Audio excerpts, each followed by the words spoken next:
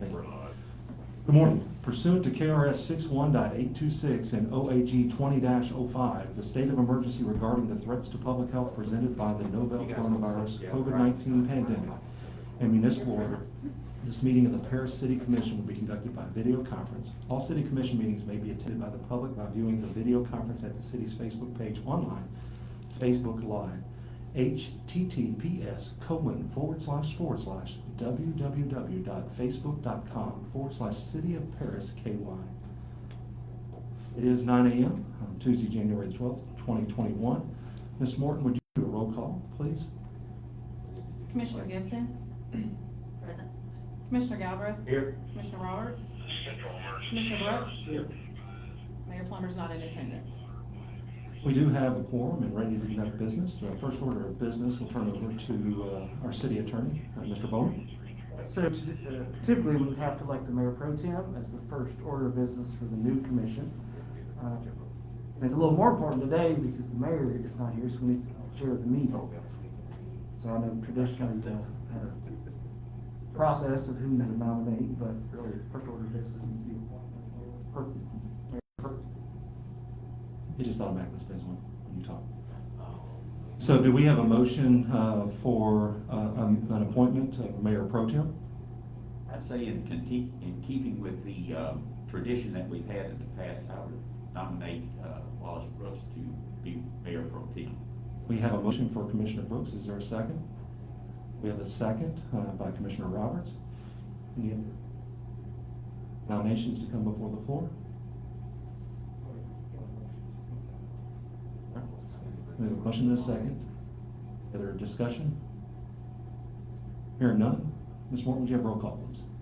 Commissioner Gibson. Present. Commissioner Galbraith. Yes, ma'am. Commissioner Roberts. Yes. Commissioner Brooks. What? Well.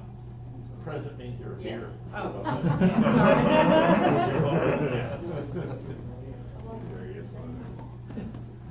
You can do that. So, we do have the motion to approve has passed, and Commissioner Brooks, you are elected as the Mayor Pro Tem for this body. And that continues on until the next election of a Mayor Pro Tem, correct? Yeah, Through this. or through the term of the council. Yeah, just want to make clarification that it wasn't just for this meeting. So that'll move us to Mayor Pro Tem, if you want to lead us in the Pledge of Allegiance. Stand for our pledge of allegiance, please.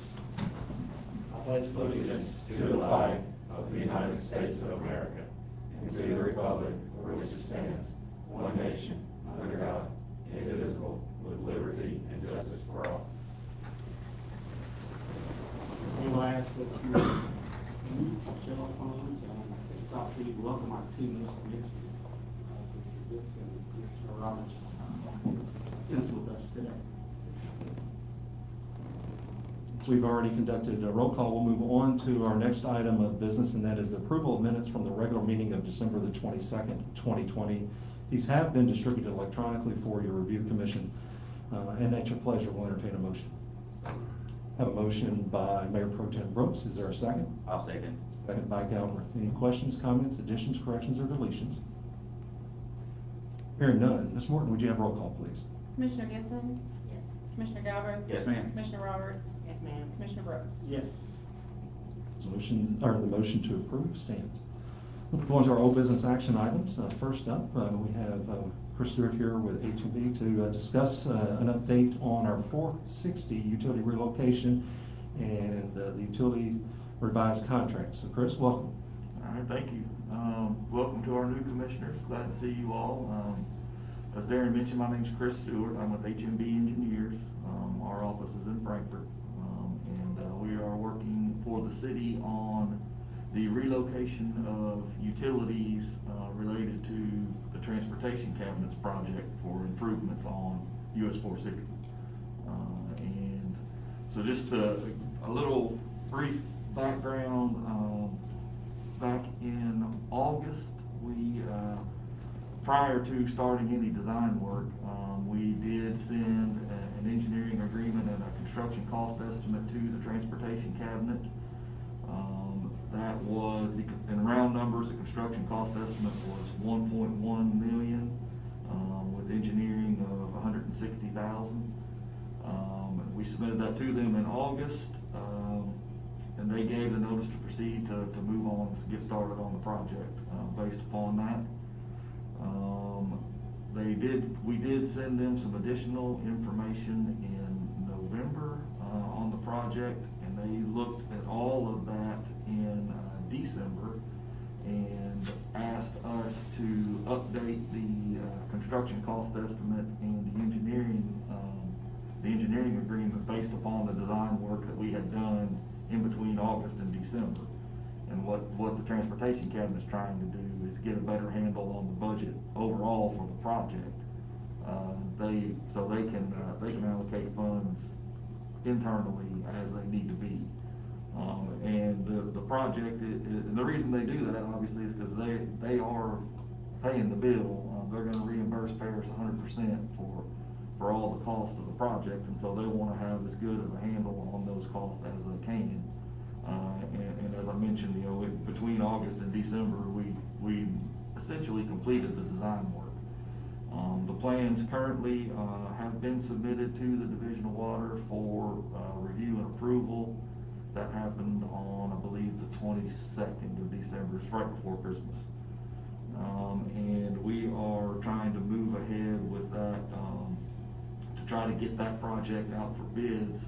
The current plan is to advertise that project for construction as a City of Paris project, and do the construction separate from the Transportation Cabinet's roadway improvements project.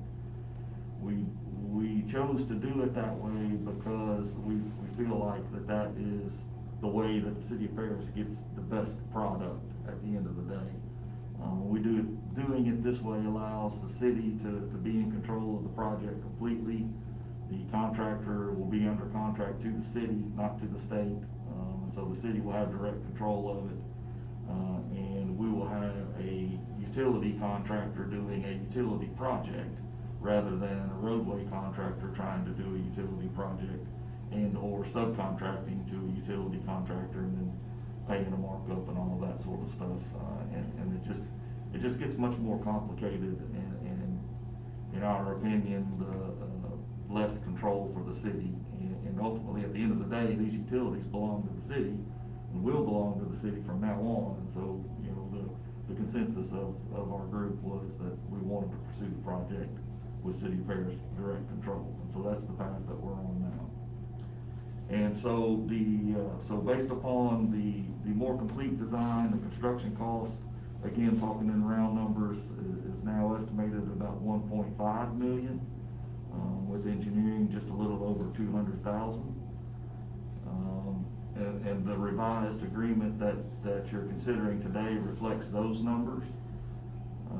And so, and again, as I said, that's all 100% reimbursable to the city, but we do have to have some paperwork in place to make that happen, which is this contract. So what we've asked for is for your consideration of the revised agreement that, if approved, then we'll send that on into, the Transportation Cabinet, and that is the last piece that they need in order to then draft a contract between the City of Paris and the Kentucky Transportation Cabinet for reimbursement of all those costs.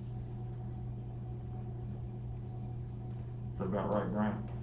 Yeah, it is, I was gonna say, and that's nothing that hasn't been done Correct. before, and all very common, Correct. especially by the transportation cabinet. Yeah, that's their normal process, that's correct. So for the body this morning is the revised contract which was distributed, and then municipal order which is on page 4 of your packet, and it's municipal order 2021-1. Mr. Bowman, you want to read? Yeah, so it's just pretty short. It's a municipal order approving the contract with H&B Professional Engineers. We also added in here, so it's signed now, but to authorize out of the mayor and the mayor pro tem. So what's, hearing the presentation and the explanation, what's the pleasure of the body of approving municipal order 2021-1, contract with H&B Professional Engineers? Motion to approve. I have a motion, is there a second? Second. I I have a second by Commissioner Gibson. Any questions or comments or further discussion? Hearing none. Ms. Morton, would you have roll call, please? Commissioner Gibson? Yes.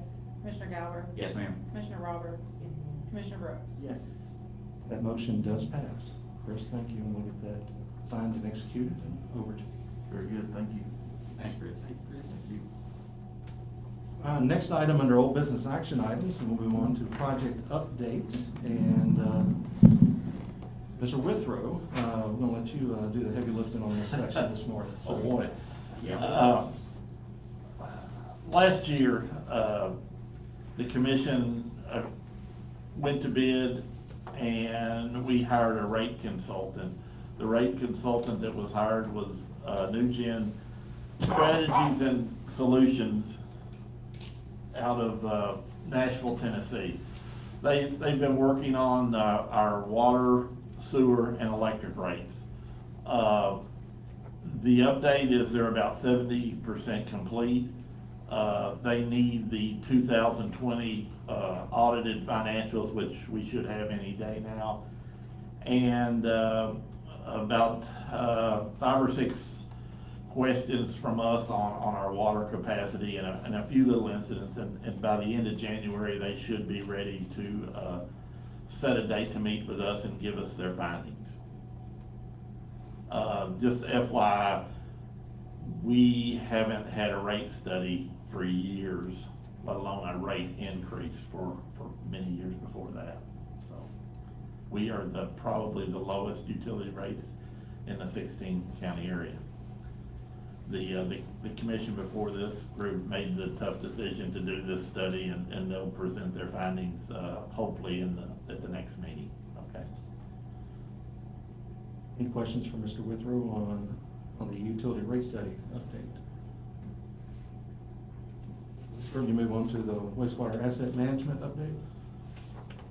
Okay, another project we're involved in is the wastewater management asset, and the city chose Strand and Associates, and they've been in town doing a lot of studies. To date, they've completed the manhole evaluation and the smoke testing. I don't know if you remember, but certain areas of town, they interject smoke into the system and monitor where it comes out. They've completed those projects. They've calculated the trunk sewer capacities. They've tested the capacities of all our pump stations. They developed a route of the Houston Creek Interceptor sewer line and evaluated that. They've completed the wastewater treatment processes at the plant and evaluated those. Now they're putting together their final report and their recommendations for upgrades, plus updating our CMOM, which is a state and federal requirement for submitting documentation about the plant. And they're integrating everything they find into our GIS system. Should be in the middle of February when they should be before the commission with a presentation. So that's on the wastewater treatment plant. Questions on that? One that we did leave off, but since Chris is here, H&B is also doing our water asset management. You want to give a quick update Yeah, I on wondered that? if you hope to come back on top. Didn't let you get away. No. So we are also working on a similar study to what Mike just described on the water system. And so we have, similarly, we've spent some time working and meeting with Chad and looking at the water plant and the distribution system. We had a meeting with our, I guess I call it our working group that we're kind of in contact with here at the city in December, and we should be ready to probably have another meeting of that group probably around the end of this month or so, next couple of weeks or so, to kind of update them again on where we are with that study. Just to share just a little bit with you, I mean, the main thing that we've been working on in the last month-ish was looking at the water treatment plant. We are waiting on a little bit of information from a supplier regarding some of the improvements that we want to make as far as budgets and things like that. We followed up with them, and actually I got an email from them this morning that said they haven't forgotten about us, they're on the case, but they're similar to everybody else. In the holidays, things have kind of slowed down, so we are expecting to hear some things from them in the next week or so. Our part of the budget is essentially complete, but we need to add their pieces into it before we can kind of put together a full package and be ready to share that. So that's the main thing that we've been working on that. But that study is going to be very similar to the wastewater. It's going to be a holistic look at the drinking water system of the city, from the intake on Stoner Creek to the plant, through the distribution system, pumps and tanks and all of that sort of stuff. So it's going to be a pretty comprehensive look at the status of the water system, and then with some recommendations for immediate projects and some longer term projects that the city needs to be considering. Question for Chris in relationship to that? Thank you, sir. All right, thank you all. Mr. Withrow, you want to, we had several projects over in the Atlas Street area. The Atlas Street property, that was the corner store, that the city acquired at Master Commissioner sale. That property has been raised and leveled off and seeded. We're done with that. There was a fire chief's order on another piece on Atlas 619. The contractor has it down and is in the process of hauling the debris away. Should be through within a week or so. So if you haven't been by there, it really changes the looks of the area, and hopefully, keep it cleaned up and grass growing, and we'll go on from there. Any questions about Atlas? Are there plans for that property? There's been a whole lot of discussion, but I don't know that any specific plans have been agreed to. The West End group is discussing different things to do with that. Any questions in regards to the Atlas Street area projects?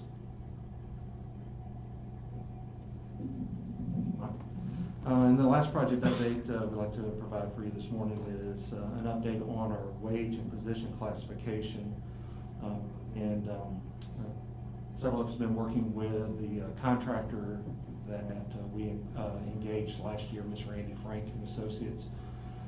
We've begun, they've captured quite a bit of data from neighboring benchmark cities, still a few that are out there.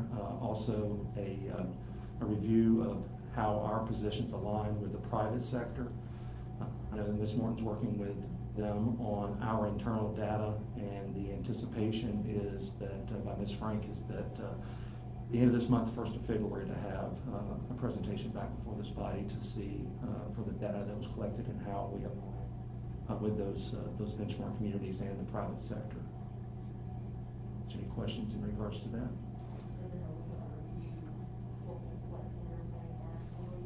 And so what this study does is it takes a look, and that's what Ms. Morton's doing right now, is working with that, is where we are, our classifications, and our rate of pay, and then looking at those, how those benchmark.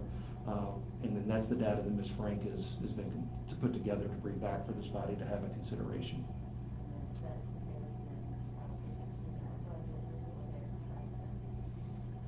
It would be a discussion for this body to see how to act on that data that you received. Yes, ma'am. Any other questions? Any other old business or action items to come before the body this morning? Hearing none, we'll move on to new business action items. First up is a workshop for the water meter system upgrade. The commission has been working with a group to review our energy efficiency in several areas, and a big area of that was on our water meters. And Mike, correct me if my numbers are wrong, we figured that about 70 to 80% of our meters in the ground are exceeding their 10-year. What we've learned is water meters, as they get older, they don't speed up, they slow down, and we don't get an accurate count of what, of actually to do the correct billing. And we entered into talks with the Perfection Group, which did an overall audit of the whole city, and one of the things they pointed out was the age of a lot of the water meters in the ground. And they have quoted us a price, and we've gone to bid and done some things with water meters, and they're prepared to offer us substantial savings by doing a project to upgrade the water meters throughout the town and get them to be all less than 10 years old and have radio control capabilities to be able to read and turn on, turn off, and just leak detection. If your meter had an issue and a lot of water was running through it, it'd flag us and we would let you know that you had a problem, all that kind of stuff. So we just need to have a workshop to get together to explain all this instead of just doing it all in an open meeting. So if we can check our calendars for a date that works. So the Perfection Group had sent a couple of dates for the end of this month for potential of the workshop. Two of the dates, the 20th and 21st, are also the same time that the KLC City Officials Academy is going on, and I know Commissioner Gibson, Commissioner Roberts, that you are both participating in that. I'm participating in that. I don't know if we have some others in the city that are. They had also offered the date of the 22nd of January as a possibility. That is a Friday. I don't know schedule wise, but what I would like to do is to send out an email to you, and we can kind of that way give you a chance to look at your schedules and to see. And as Mike noticed, that's a real quick overview of that portion of the project. It is a lot more in depth, more so than we thought that could be covered in a regular commission meeting. So we would schedule a workshop, which would be open to the public, and we would stream that for public review or viewing. But it'll get us some time to actually delve into that specific part of the project. Yeah, we wouldn't be taking any action, it Right. would just be It's discussion. updating and understanding of Work what. through the details, try to Yeah. work through the details. Yes, so, if the commission is okay with us moving in that direction, then I'll send out an email today with some dates and some potential and looking at that, and then we can, I'll do it through a calendar poll, and so you can select multiple dates that meet your schedule, and then we can work with that schedule for work. Thank you. Next item under new business action items, Lexington Road Lift Station pump, and we did have Superintendent Harney listed, and he's been working on getting some quotes for this. There was sadly a death in his in-law side of the family last week, and so he has taken some time off. But in his report that he had submitted, and it is on page 54 of your packet, he did make mention about that. It's a 60 horsepower pump at the Lexington Road lift station. He's currently looking to get prices on that. We have a number of aging pumps, and the lift station, the Lexington Road lift station, is one of the major lift stations that help us move our wastewater from one end of town out to the plant. And so when pumps go down of that sort, it is a matter that we take very seriously and need. Just wanted to kind of give you an update that will be coming up, and it's taken some time. And Mike, do you have any additional? I do not, but just FYI, these pumps are very expensive and it takes commission approval, so, we hope we don't get into an emergency situation, but it's possible we could call and say, hey, we need to meet and get approval to get this pump replaced and fixed, so just FYI. Those pumps, historically have been the $20,000 to $30,000 price range, depending on the size and the location and so. And as Mike said, that would take that that value would take commission approval. Just, so, sit on that. Any questions that you might have in regards to that? Next item under new business action items, on page 2122 of your packet, did provide you with a budget preparation timeline. And as most are aware, the city operates on a fiscal year that runs from July through June. And under state statute, the city manager is charged with providing a budget message and a draft budget for the commission to consider no later than the end of May.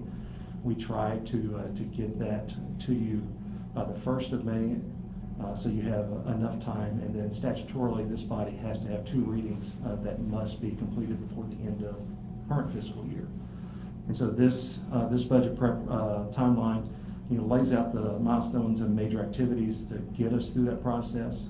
It is a fluid document based on several factors, but it is something that I don't know that the general public understands that for half of our current budget year, we actually work on the next budget cycle. It is something that our department directors and our leadership team takes very serious, and we very fortunate that we have a transparency portal called ClearGov that allows a lot of this new data to be captured, but the public can view it at any point in time.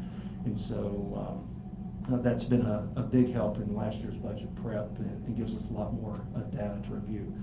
And so again, just for your information, there is the milestone and major activities, and we'll be glad to answer any questions you might have on that process.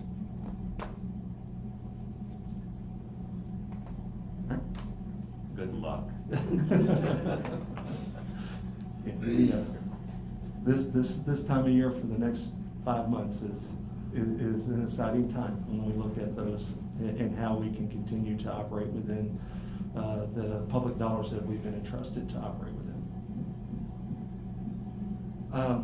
We'll move on to a next item, and on page 23 of your packet, we have a memo from Kentucky League of Cities. And Ms. Morton, you want to walk us through the 2020 liability grant? Yep, so the fall grant is for very specific equipment that is improve safety and efficiency across cities. And so the Kentucky League of Cities, we got $2,982.50 of the $3,000 that was available. We requested for projects that were purchased for wastewater meters and things like that, making the manhole covers a little more safe. And so we were happy to get the fall safety grant. Any questions of Ms. Morton on the safety grant or this item? Thank you. Move on to next item is a purchase of dispatch furniture, and this just is an update. And Tobin is here, and this was a matter that went before the E911 board yesterday. Zach, just kind of walk us through that process yesterday and what we're doing here. Over the past few months, we've been working to obtain new furniture for the dispatch center. We went through the sealed bid process, we reviewed those, and then yesterday made a recommendation to the 911 board to purchase dispatch furniture from the Thomas Shelby Company. They're a Watson console brand. And after yesterday's meeting, the board approved the purchase of those, pending some finalizations of the final sales contract, the last few details of it. Any questions for Tobin on this matter? Scott, are you replacing all of the furniture down there? We've already replaced the chairs. We'll just the desk that the dispatchers, their workstations there. Is the current furniture gonna be able to be repurposed somewhere else in the city office? The current furniture in there will be used during at minimum during the transition period. We'll be able to use it into a temporary station that we'll need to set up to go into the current center and clean it up and get the new furniture installed. And these consoles also have a ergonomic feature in it that allow for the dispatchers, since they work long shifts, to be able to operate from a standing or sitting position, either one. And so that was something that was included based on conversations with our dispatchers. So. It was in the budget, right? Yes. It was in the 911 Yes, budget. the 911 budget. Yes. Yes, I Yeah. understand that. Not our- indirectly, our. Right, yeah. But, nice job. Yes. Any other questions for Lieutenant Silva? Thanks, Scott. Move on to, next item is new business action item. And this is an authorization of the mayor to sign a change in terms of agreement with Traditional Bank. We have a current loan that is with Traditional Bank, and they are lowering our interest rate on that, 1.8 from 3.75. However, that requires a document to be executed that we accept that they will reduce our interest rate. And so, pending the city attorney's approval, we would like to go ahead and get permission for the mayor or mayor pro tem to execute that document that allows for us to accept a lower interest rate. And so, is there anything else, Brian? Now, just to be clear though, it's not a refinance. Right. It's the same length of and this was for the Legion Drive. Just lowering the rate. Small savings there. So it'd save us a little bit each month on interest. Motion to approve municipal order 2021-2. That number is 2021-2. We have a motion. Is there a second? Second. We have a second by Commissioner Roberts. Any additional questions or comments? Do we need to read the item? Okay. So again, this is municipal order approving the change in the terms of agreement with Traditional Bank, 2021-2. Ms. Morton, would you have a roll call, please? Commissioner Gibson? Yes. Commissioner Galbraith? Yes, ma'am. Commissioner Roberts? Yes, ma'am. Commissioner Brooks? Yes. Thank you. Thank you. Any other new business action items come before the body this morning? Yeah, let me ask a question. Yes, sir. Do we have to approve, for the record, do we have to approve the purchase of that furniture for? We don't, we just. Technically, you already did, because you put it in the budget last year. Okay, all right, that's what I just Yeah, said. for the Is that 911. just an FYI? That was just, That's all? yes. Okay, all right. Now, which brings up a great point for clarification. If an item that has been previously budgeted within the E911 or EMS, if that exceeds a budgeted amount or it's a new purchase over a certain amount, then there is a provision at a certain threshold that both the city and the fiscal court would have to approve that before they could move forward with that. But this was a budget item that did not trigger that this body would have to take additional action. Is that correct, Mr. Bowman? And that's part of why on the budget timeline, that's built in for what the need, projecting the needs for next year expenses that you did. Thank you, Commissioner, for that question, and so we could clarify. No other new business action items. We'll move on to our financial business section, and Mr. Oberlander? Thank you. Good morning, everyone. So on page 25, we'll kind of go over the receivables and try to do some explaining on what's been happening over on the utility funds. First thing I want to draw your attention to is down on the left-hand side there is the suspended monthly penalty amounts. Since April, with the governor's orders as far as on past due accounts and not being able to assess late fees or penalties, this is the monthly amounts and the total amount since that order that we basically have forfeited over this time period as far as $95,000 less in revenue over on the utility fund side. Moving back up a little bit on the page here is what we've kind of been doing is trying to track all of the past due accounts and number one, how many customers do we have past due, and then also the dollar amounts as well too. And this is a report that is not, we can't go back in history and do this report. It was something that we kind of developed in late July, first part of August with our software provider, so that's why you don't see some numbers all the way across each one of these columns. But for prior years, what we want to try to do is get a just a base on where we have been with our receivable balances.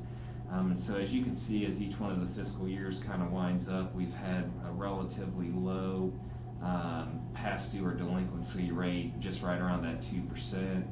Obviously, with the June 30, 2020, we've seen that increase with the pandemic kind of going on.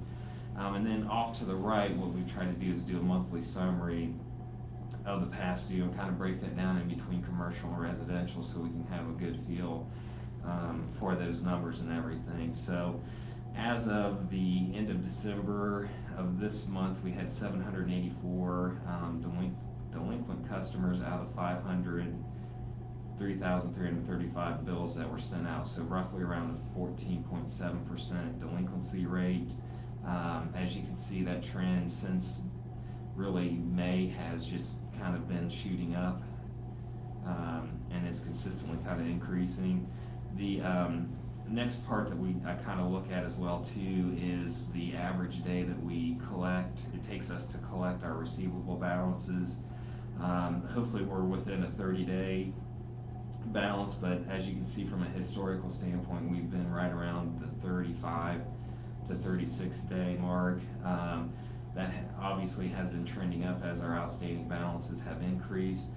Now, the reason why we see such a big jump in the month of December is the amount of the bills that went out. I know November was, November, December, January, February are higher billed months compared to September and October and everything. So that's why we're kind of seeing that overall increase up into the 50-day range. So the longer it takes us to collect our receivables, the more it kind of puts a strain on our cash balances and everything. So that's the first page of kind of an analytic breakdown of the receivables for you.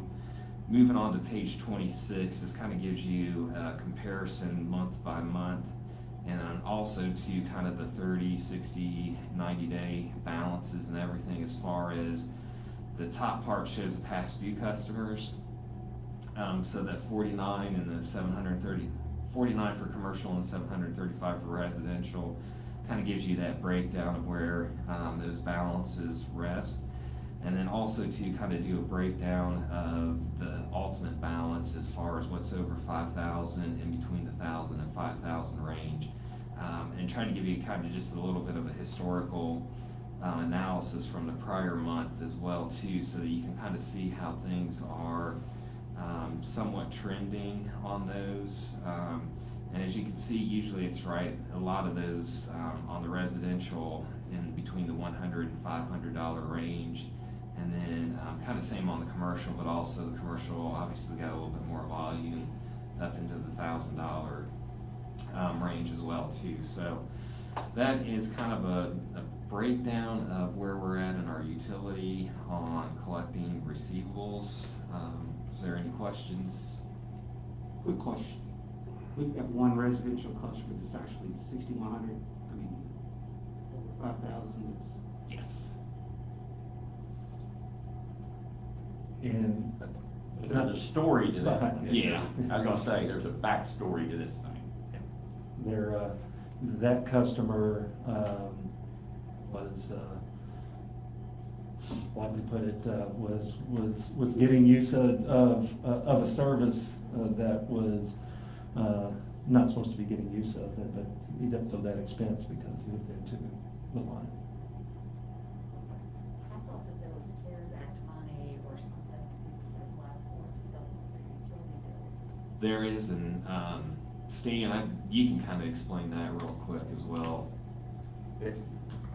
Community Action was, I guess, the biggest recipient in this area for, let's say, CARES Act money, and they had some money. And when I talked to them up there right before Christmas, they had expended all the allocation that had come to Bourbon County, and it could be used for water, wastewater, in any of those, any utility bill. they were gonna get some money starting the 1st of January. And then some of the numbers, and I volunteer every Thursday for the well, and we help people with rent utility subsidies and things of that nature. And one of the things that we've seen is that the number of people that we expected to see and the number of people that we're actually seeing, they're not there.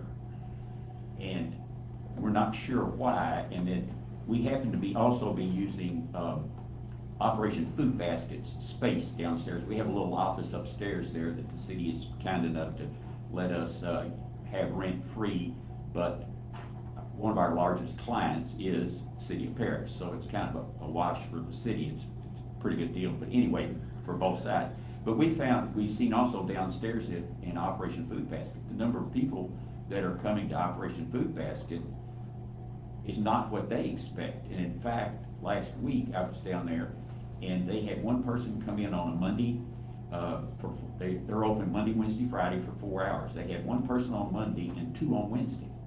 And that's all they had coming to Operation Food Basket. And last week, we did not have a person in 4 hours, we did not have a person come in to ask for help on rent or utility subsidies.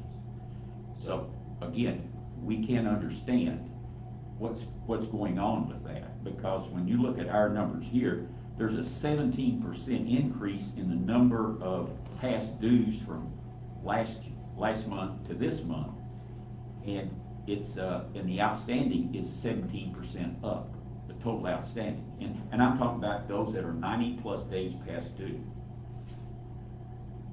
And one of the themes that we've been saying for months, the day of reckoning is coming. It's coming. And when you think about, we've got 86 customers that owe between $1,000 and $5,000. I don't know that there's any CARES Act that's going to be able to take care of that. There's none. Because I think typically it's been somewhere around about $600 is what I've heard is maybe the maximum that Community Action has been able to help. So from that end of it, there's going to be some numbers that, there's going to be some upset people. I know there are. But I don't know what we're going to do. So do you think they don't know that they can apply for that?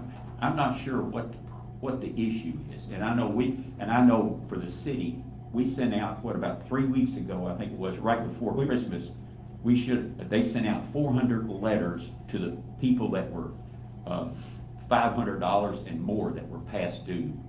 We sent letters out just to them, not to, if we paid our bill current. We didn't get a letter.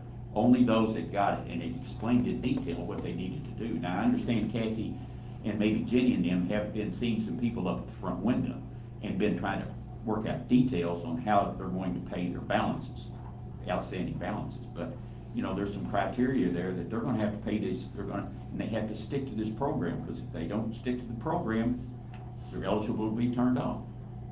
So it's, Brad and I have talked about this for months, and so, we've all talked about this for months and months and months, ever since, I guess, back in March and April, when we had the governor's executive orders. So we're not sure how this thing's going to turn out.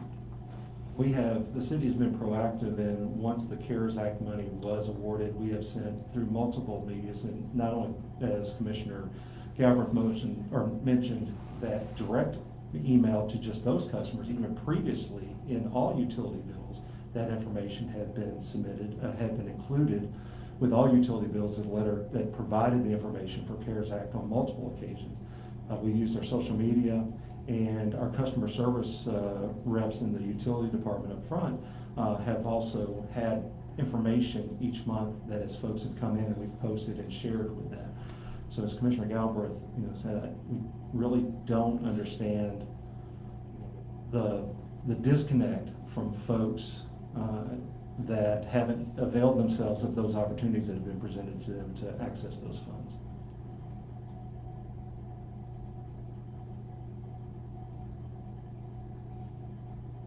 That's all I've got.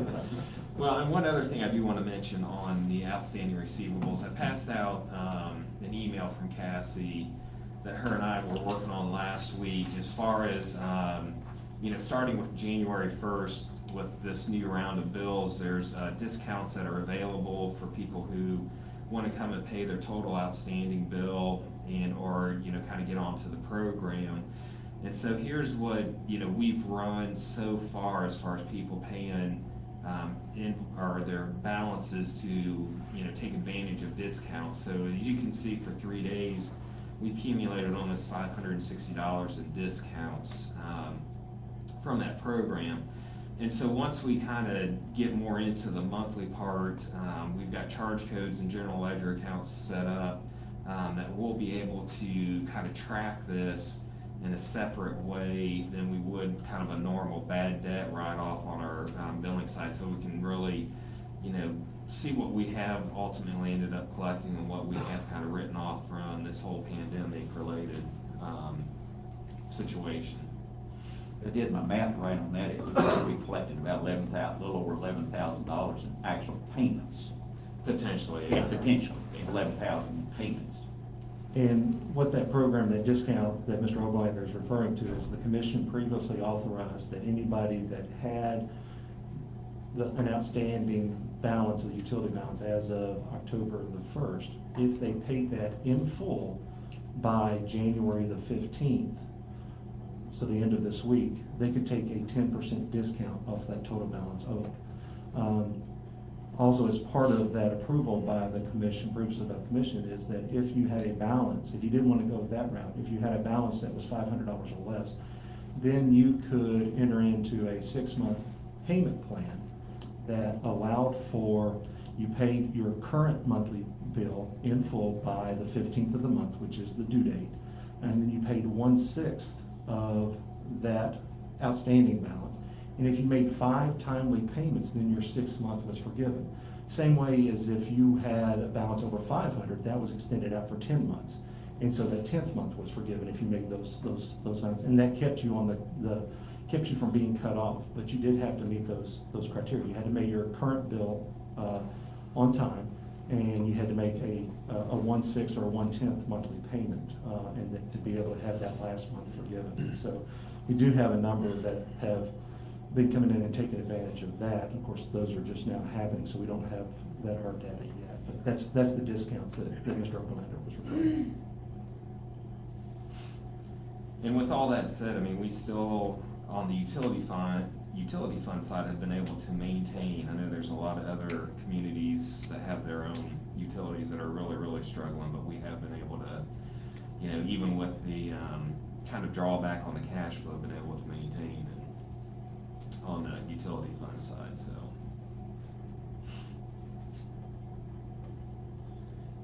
Okay, so that's receivables. Moving on to page 27, we'll look over the general fund revenues, and this really is just focusing on 3 of the revenue sources for the general fund. And as we go through the year, you'll see that these 3 are the main sources of the revenues. So this first page here on 27 is just a graph of the first 6 months of cash collections for what we call payroll tax, the insurance license fee, and then also the net profits. And as you can see, as of through December 31st, we've collected right around 2.8 or 2.9 million in those fees. Compare that to last year. At this point in time, it was right around 2.6 million.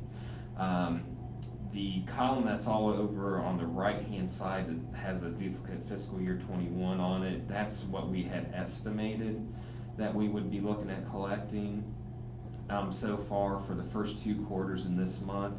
And when we went through the budget process, I think we had a feeling that generally what we were reading, we were going to see about a 20% reduction in this type of revenue. That was kind of a good consensus across the state.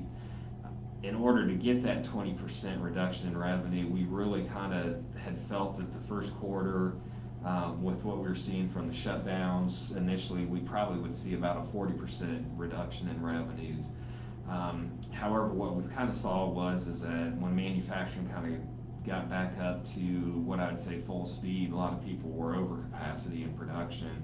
which has kind of led to this increase in the revenues. So I think right now we're kind of front-loaded on the revenue part. It's going to be interesting to see what happens January through March and then to April with number one, kind of seeing what that November lockdown did, and then I just kind of have that general feeling now that the holidays are over, everybody's going to kind of buckle down as well too. So as we kind of go through these next couple pages, I'll explain some more into those numbers.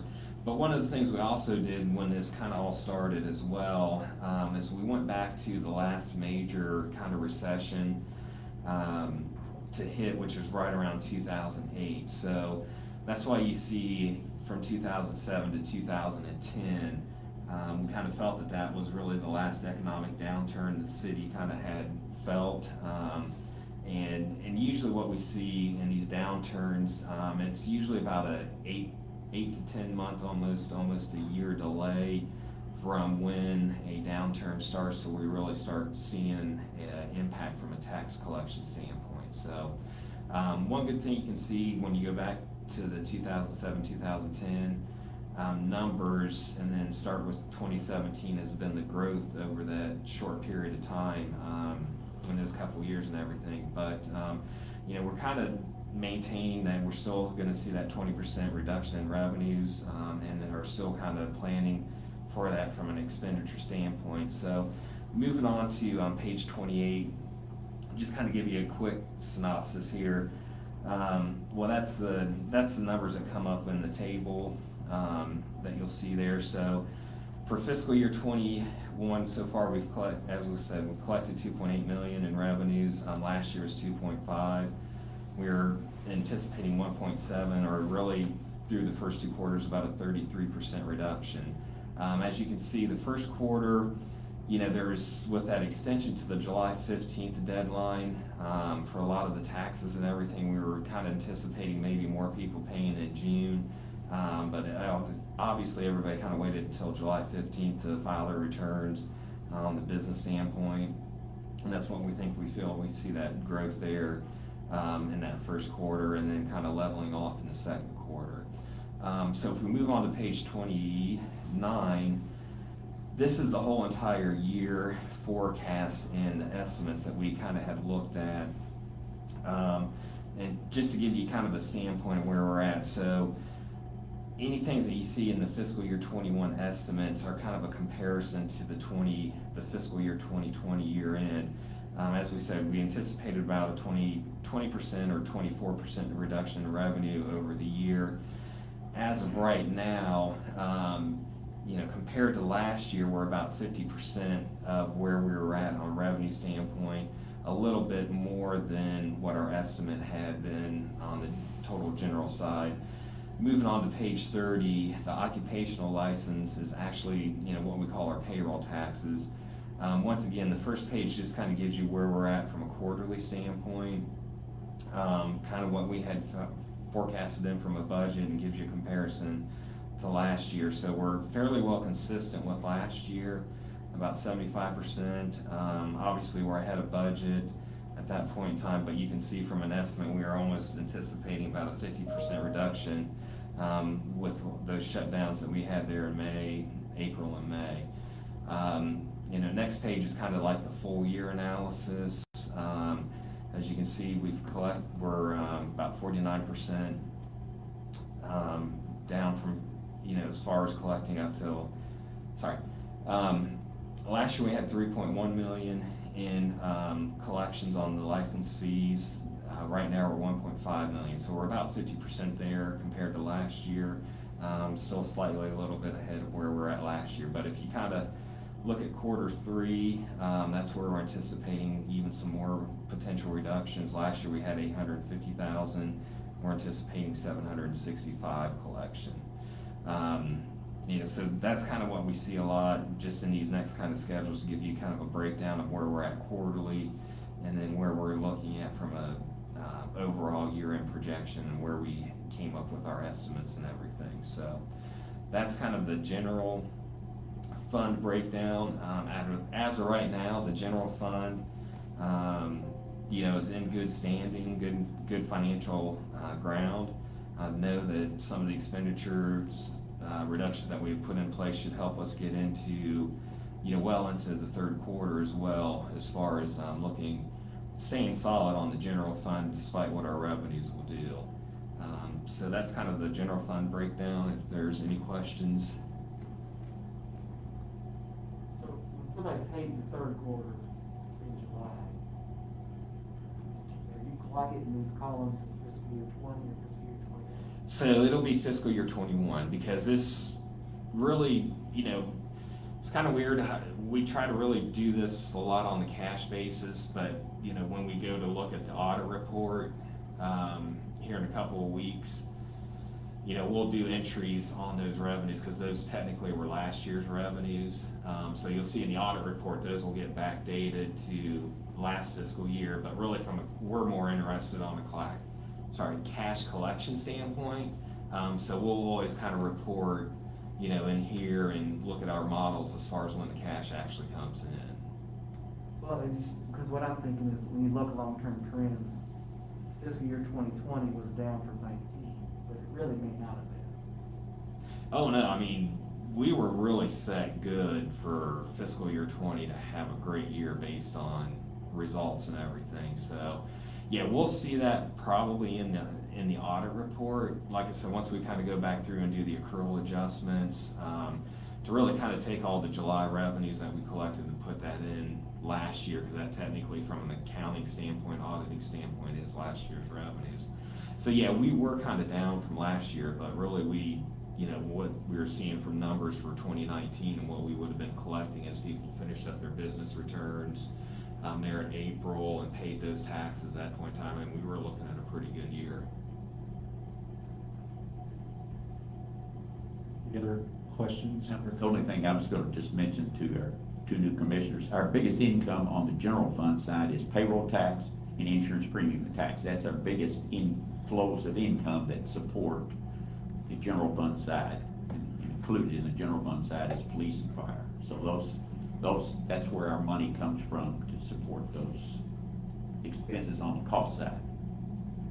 And then there are other income streams and things. And take our payroll, our ad valorem or our property tax, it's in the whole scheme of things, it doesn't generate that much money. If everybody in town, I think, pays their real estate taxes 100%, it's a little over $700,000. It's all, and that's Not even a third of the police department budget. yeah, I was gonna say it's a third or a fourth of the police department budget. Not we're picking on you guys.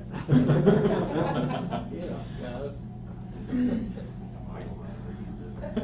I'm clear on this argument. Okay, yeah, I know. Because there's another budget out there, isn't there, Mike? And Commissioner, that's a good point and valid, and just want to pause here at this point to commend Brad for all the hard work he's been doing on these numbers, and we went through and not knowing, looking at historical downturns and how we were going through the budget process last year. There were some long nights that we had many conversations about how to project out on that, but I think it shows the benefit that this community has by having a diversified economic base, and that we don't rely heavily on just one sector in our business, and to Commissioner Galbraith's points about occupational taxes and stuff like that. Because when we did have this downturn, and while CMWA did shutter for the first time in its history, hearing this for a few months, they were able to get a lot quicker back up to speed than what they anticipated originally. And I think, Stan, correct me if I'm wrong, I think Mr. Birdsong originally was talking early on that they didn't think that it was going to be until this coming spring before they got back up to full production, and they've met that months and months in advance. They need people now, and they've still got to hire about 170 people for the new expansion and things, and they need to get that ramped up. So, they hit the ground running out there, and it was I guess it's a pleasant surprise to Mr. Birdsong and the community, and the city of Paris was recipient of all of that. So makes a huge difference. And it also underscores the important work that our partnership with the Economic Development Corporation and Gordon Wilson and his work and his team over there that they do to help diversify our economy. so we can weather these times, so. Brad? And I will just say this, sitting through some CPE classes last week, you know, another thing that really affects us too is all these stimulus laws that are passed and everything, and I don't know, right now there is still discussion that, you know, April 15th may be a good deadline. There's talk that it may go out to May 15th. So there's a lot of things still that impact us. Even on that federal stimulus package, there's a lot of depreciation changes that are coming through that, you know, could have some impact eventually on down the line as well too. So it's still gonna be an interesting year, that's for sure. So, all right, so that's the general fund. Moving on to page 36 for the long-term debt, just so, not to say that this is more of an FYI, but some really good news on, you know, utility fund side. I'm gonna point that out first, is the very first line item you see there on the KIA is that is fully paid off as of December 2nd, I think was that payment. So that's been, gosh, what, 190, almost a $400,000 payment. We've made 2 payments on that every year, right around 190, 195,000. So $400,000 now to kind of start saving on the utility fund side. So great news there that debt is paid off when it was as a maturity came due on that. So looking over just this whole schedule, kind of give you guys this update on a periodic basis, but want to just let everybody know what the payments are that we have currently made in the fiscal year and what the ending balances are on our outstanding debt. And then also too, just from a, you know, cash flow standpoint, so everybody kind of knows what future obligations are, what, you know, what our future payment terms are, and that's just principal payments. That does not include interest. I have another schedule that I'll bring in here probably in a month or two that's got the principal and interest all kind of broken down, so everybody kind of sees what the overall cash impact is on future years of the debt payment and everything. So as you can see right now in the general fund, we've paid down right around $113,000 on the outstanding debt.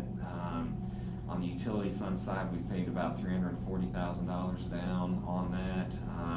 And also good news on the Legion Drive as far as dropping down that interest rate. That will be a significant help, and could probably even help us, you know, maybe even get that paid off earlier, even with a lower rate if we look at some of our cash flow needs and where we can free up some future principal payments as well too. So any questions on the debt schedule?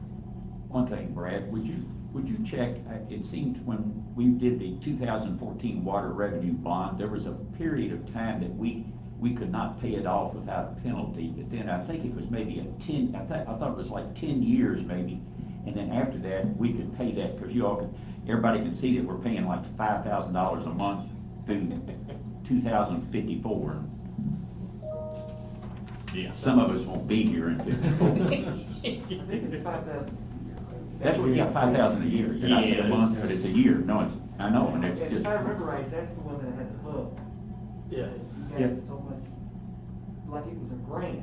we had to get in before we could get any other. Right. Yeah, We had yeah, a there was, grant, but we weren't eligible for the grant unless we did the 40-year bond. yeah, like we did We this. always forget that.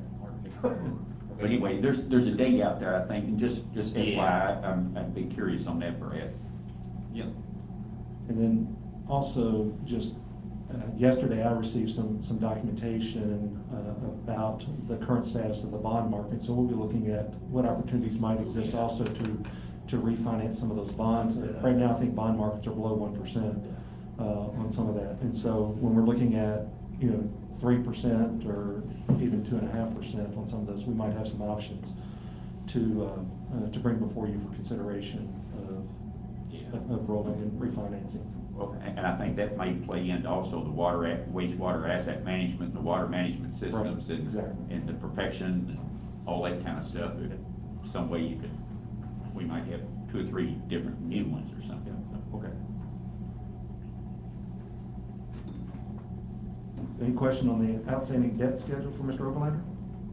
Thanks, Brad. Yep. We'll move on to November financials. Actually, November, we'll have to, can we table those till next meeting? With everything else that was kind of going on, getting some of the schedule and getting the codes and things kind of set up, forgot to kind of get all that review and updated. Let me ask this, why would we need November if we get December? I mean, that's, Yeah, we don't, I don't see what good November would do. Let's just wait and get the December one and then, I'd much rather have a 6-month break off, that's for sure, so. Okay. But even next meeting, we would do November and December as well too, so. Okay. But yeah. We'll move on to approval of payment of invoices. Yeah, so starting on page 37, you'll see the general fund listing of payables, actually not payables, but checks that have been written and ready to issue and be paid on the vendors. So that goes from page 37 to 39. We'll need an approval for $417,583.50. Starting on page 40, and going on over to page 42 are the utility fund payables as well too, and we will need a approval for $202,078.25. Heard the presentation for approval of payment of invoices. What's the pleasure of the commission? motion to approve payments is presented. We have a motion by Galbraith. Is there a second? Mayor Pro Tem Brooks with a second. Any additional questions or comments? Would point out in the general fund payables on page 38, you'll note that there is a payable to Paris Bourbon County EMS for $107,325 of that $417. That is a remittance of the CARES Act fund that we received previously that was allocated towards EMS expenses, and so that's what that figure is in there for. Any other questions or comments or discussion on the presentation of payment of invoices? Hearing none, Ms. Morton, would you have roll call, please? Commissioner Gibson? Commissioner Galbraith? Yes, ma'am. Commissioner Roberts? Yes, ma'am. Commissioner Brooks? Yes. That motion stands approved. Thank you. Outstanding accounts payable, Brad. So we don't really need a motion or approval on this. This is just more for information and discussion purposes, if any. So starting on page 43, and continuing on to page 45, you'll see the listing of invoices that have been received but not paid for the general fund. That total at this point in time is $107,309.39. And then starting on page 46, you'll see the utility fund invoices that are in, and that goes over to page 47, and that total is $28,574.64. Any questions from Mr. Oberlander on the presentation from outstanding accounts payable? Thank you, Brad. Yep. Thank you, Brad. Move on to the report section of our, in the back of your package, you had several departmental reports that were included, and including from the police and fire and Kevin Hurst. Anything that you want to? No, sir. Chief Duffy, anything that from the fire services? Again, several other department reports are in there. Ms. Morton, anything that you'd like to point out in your report? A couple things. I do want to commend our EMS department. You can see we had, you can't even count our COVID exposures. We're well over 100 for last month. They're being very diligent in wearing the PPE and staying safe. So I just want to commend that department for doing what they're doing. We will be converting our payroll system to NextGen, which is with the same company, but with a new system that will start on Friday. This has been a long time coming. I won't tell you how happy I am about it, but I'm pretty excited to get that new system up. We should be able to start emailing our pay stubs to employees, which means they'll be able to find their records without having to come in all the time. I will have W-2s and ACA filing done, hopefully before the payroll conversion. That's my goal. So if you come by, my office is locked, that's why. But that's kind of what's going on, and that'll impact everybody. with that payroll conversion too. One question I had, Aaron, Mike, Mhm. most of the people that are on the turnover and exit interview list, those are EMS people that we kind of. Those are our part-time intermittent, Yeah. so Okay. at 3 months, we send a letter and says, hey, do you still wanna work here, you haven't picked up a shift? And then they call me back usually or send something back that says, yes, I wanna keep working. If they go 6 months without working, they haven't trained on equipment, things change. So we send another letter that says, please reapply when you're, able and willing to work. This is our part-time intermittent group. So these are just lost contact. There's nothing wrong. Right. They just haven't worked. Okay. So they'd have to do new tax forms and update their bank information and train again before they would be allowed to work a shift. So there's no disciplinary issues. It's just, No, I they're just not understand there. that, it's just that. Some of the commissioners, once obviously COVID hit, everybody's changed how they practice. Sure. A lot of places, most of my part-time employees work full-time other departments. Those other departments do not want them working somewhere else exposed to more COVID.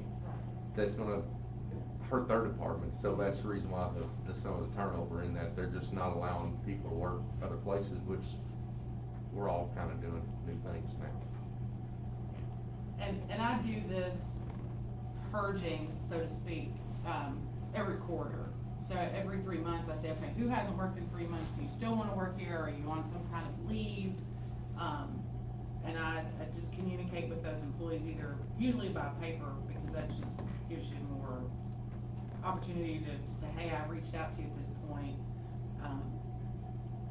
But this is just kind of a quarterly, and we just had a lot, like you said, because of the availability of work. COVID situation. Yep. Okay, that's what I thought, okay, thanks. Any other questions for Ms. Morton? Mr. Withrow, do you have anything? Just another update. This last week I met with the representatives of Columbia Gas. As they reported to us when they were here the last time, they have 2 major projects coming this year. One they call the Higgins Avenue area, and the other is the High Street. They will be starting on the High Street project within the next 2 weeks. And they have a new contractor that they will be using. It's Miller Pipeline will be starting that work, and it's from 12th at High all the way to Sandy Bottom, replacing out the main and the individual services. Hopefully, they'll be working right ahead of the Walker Company when they start back, so.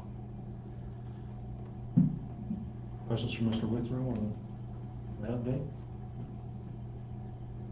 So also in your packet, you have the city clerk treasurer's report, and a lot of this information that's included in that was also tracked in Mr. Overlander's report. But you can see that the December approximate collection for the general fund, $426,000, and so the number of payments and processings there, you can see is what Ms. Settles had to handle department for the month. And December's an awful busy time in her department. And then the other, you have on page 53, you have Superintendent Smart's report, and this is for the water treatment plant. And you'll notice that we're averaging 19 hours a day at the treatment plant to produce water. And the average rainfall that they recorded at the plant for last year, or the annual rainfall, was just under 50 inches. Which often has a bearing on our water treatment and our chemical costs and stuff like that as we draw from Stoner Creek. Then, Superintendent Harney's report is in there as well. I mentioned that as Superintendent Smith's, Mr. Gates, and then Mr. Sparkman's. At the back of your packet, you do have the report, the quarterly report for CASA that was submitted, and then this morning I handed out in front of you Ms. Allen's report for the Bourbon County Tourism on their activity. Mr. Bowman, is there anything that? 2 things, perhaps by next meeting, but there are still more appointments to be made to the Planning Commission from this body. I spoke with Patrick about that last week, so I'll get with the mayor back for those nominations. Maybe we can have that up next, certainly in February. And then second, on the water tower leases, Commissioner Brooks and I spoke with T-Mobile just right after Christmas. And all of a sudden, from when they were in hurry-up mode, now all of a sudden we're gonna get it on the slow track, so, but you can add to that. Seems to be positive, so. Yeah, I mean, they want long-term and we don't want, you know, we'll see what she comes back with. Right. And then secondly, on QX.net, that lease expires in February, but it has an automatic renewal if everyone's happy terms, so. We have had some email back and forth with the CEO of QX.net as well too, and wrap that up, I assume sometime in February. I think T-Mobile, the AT&T contract is in their hands. Sent that second week of December or something like that. Back. County has theirs, although I. So good. So that's kind of the status update on the water tower leak.